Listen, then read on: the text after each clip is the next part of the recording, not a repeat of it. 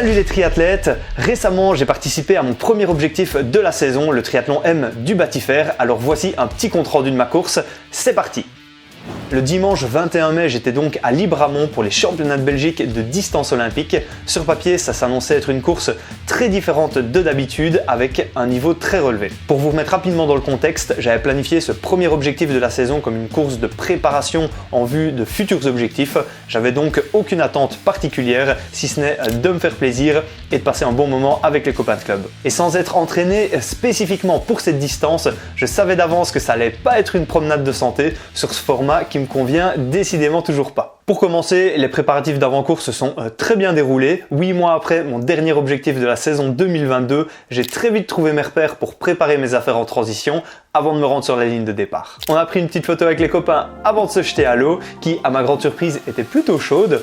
Le parcours natation est assez simple, avec une boucle et demie en forme de triangle autour de 3 bouées. Pour une fois, j'étais très détendu au milieu des nageurs parce que j'avais aucun objectif particulier en termes de chrono pour cette partie natation. Une fois le départ donné, je nage pas trop mal et je termine les 1500 mètres en un peu plus de 23 minutes à l'issue d'une natation relativement calme et peu agitée par rapport à ce que j'ai déjà pu vivre par le passé sur d'autres triathlons. J'avais les bras fort fatigués avant la course, donc j'ai plutôt nagé intelligemment en restant dans les pieds des autres nageurs pour profiter du drafting. À la sortie de l'eau, la T1 se déroule comme à son habitude sans accroc. Cette transition est vraiment importante car la partie vélo a une particularité sur cette course, c'est que le drafting est autorisé. En d'autres mots, il fallait surtout pas que je perde de temps pour réussir à accrocher les triathlètes qui sortent de T1 en même temps que moi. Le drafting en triathlon, c'est quelque chose que j'ai expérimenté pour la toute première fois, mais en tant que grand fan des World Championship Series et de la Super League, je savais que la stratégie et la tactique allaient avoir un rôle primordial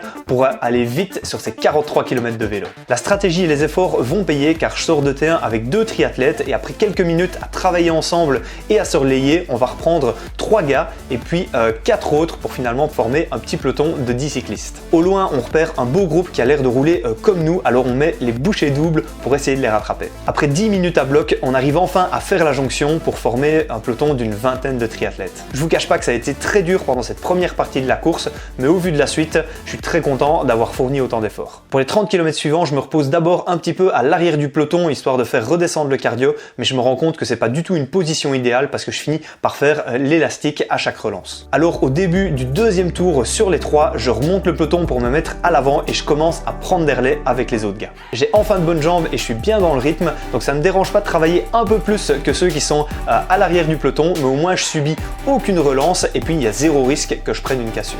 Grâce au bon travail en peloton, je réalise un vélo à presque 36 km/h de moyenne sur un parcours hyper vallonné avec 247 watts de puissance moyenne normalisée pour seulement 205 watts de puissance moyenne. En résumé, ça prouve que les efforts étaient très saccadés. Je pose le vélo déjà bien fatigué et je m'élance sur 2 boucles de 5 km avec une longue montée et une longue descente. Sur la première boucle, j'ai beaucoup de mal à me mettre en jambes, clairement pas habitué à ce type d'effort. Pour preuve, je vais même réaliser un négatif split sur la deuxième partie une fois que mon moteur diesel se sera mis en marche. Et après 2h22 d'efforts intenses, je suis très content de passer cette finish line pour retrouver les potes et débriefer ensemble cette première course de la saison. Au final, je me classe 72e sur plus de 400 participants. C'était une course avec un niveau très dense, gagné en seulement 2 heures par Simon de Kuiper, un triathlète pro-belge. Ma saison est officiellement lancée. Je sais que je vous ai pas encore partagé mes autres objectifs, donc je vous annonce tout ça très bientôt. D'ailleurs, après plusieurs mois sans vidéo, je vous informe aussi que je reviens avec des formats plus courts et plus réguliers pour vous donner des conseils sur des sujets bien précis en lien avec le triathlon. Je vous souhaite un excellent entraînement avec une patate d'enfer. Ciao ciao!